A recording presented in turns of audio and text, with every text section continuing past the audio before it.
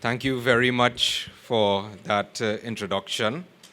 And to Gurudev, all speakers, Swamis, the audience, students, teachers who are joining us.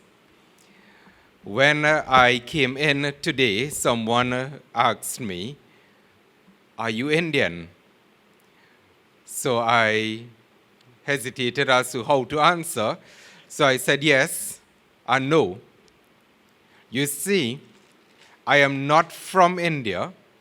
I am from the Caribbean, the land of Brian Lara, West Indies cricket. But in 1845, my great-grandfather left Basti, close to Ayodhya, and came to Trinidad and Tobago.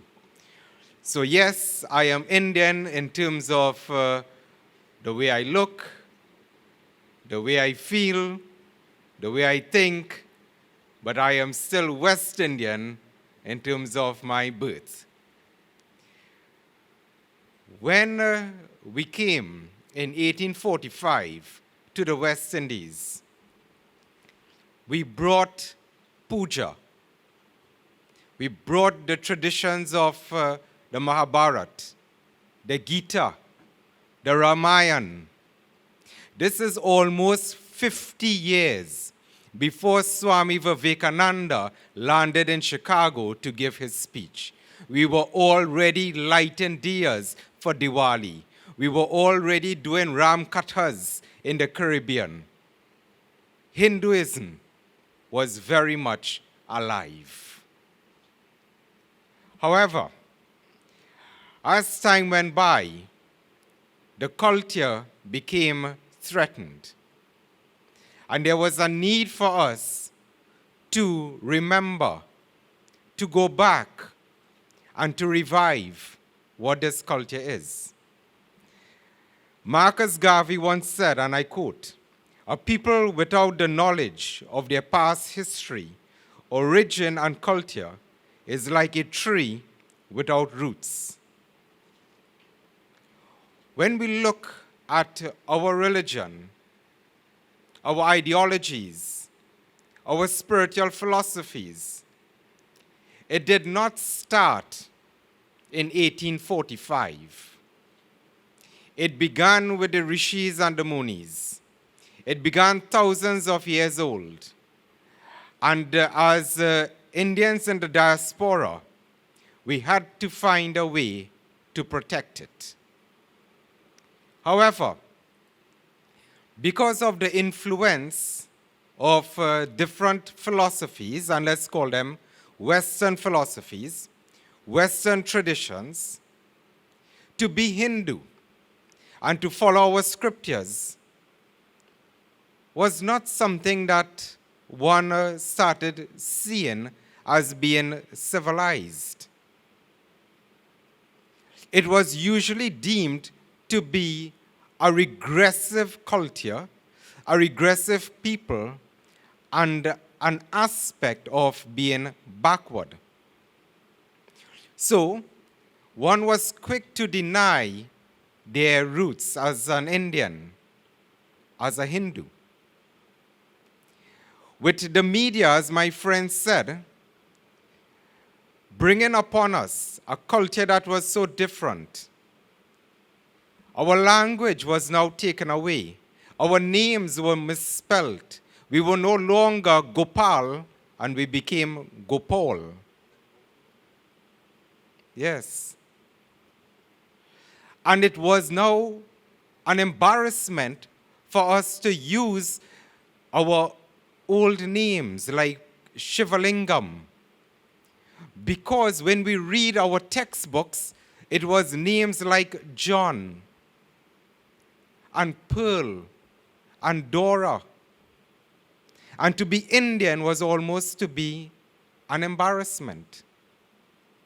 And then the 1960s came with the love movement. And during that love movement in the West, people began to realize that secular materialism could not grant a satisfaction that they desired. Scientism was not bringing the answers that they needed. Industrial modernization could not bring a fulfillment that man was still looking for. The age of knowledge became an age of knowing everything on the outside and knowing nothing in the inside. What was now taking place from the 1960s to present was no longer a westernization of the Eastern culture, but now an Easternization of the Western culture. Take note of this. I was speaking to someone quite recently who looked at me and said, this particular faith or religion or movement or whatever they call it is the fastest growing religion in the world. And I said, really? Then you do not seem to understand the deeper concepts and philosophies of Sanatana Dharma. Because this is not a religion, this is not a movement, but it is an embedded aspect of our nature, the core of our being, our very substratum that you see the entire Western world is now moving towards. Why?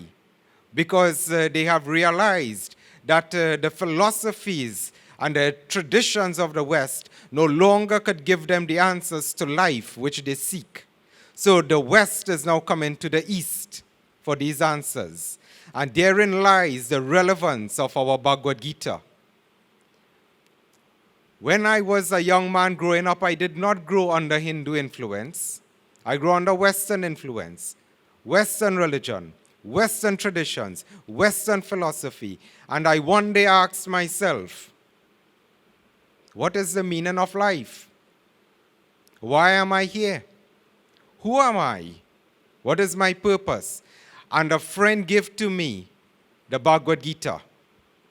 And I tell you to this day that there is no book that I have read, there is no scripture or text that I have met that have granted unto me the meaning of life and the purpose of life as the Bhagavad Gita. Today I now study Ramayana, and I am looking at the Ramayana from the perspective of esoteric psychology, or what we call the philosophy of health. The relevance of these scriptures in the Western world is more pertinent today than ever before, because the world is now coming to the East. New York, the skyscrapers of New York is now looking at the hills of the Himalayas. We are now moving from Hollywood into Holywood, which is on the banks of the Ganges. That is where the world is going today. The Hindu scriptures has its place in the world. The world is one place, and if Sanskrit is to become the language of the world, then let Mahabharata, let Gita, let the Puranas, let the Vedas, and let the Ramayana be the textbook of life. I propose this in my closing remarks.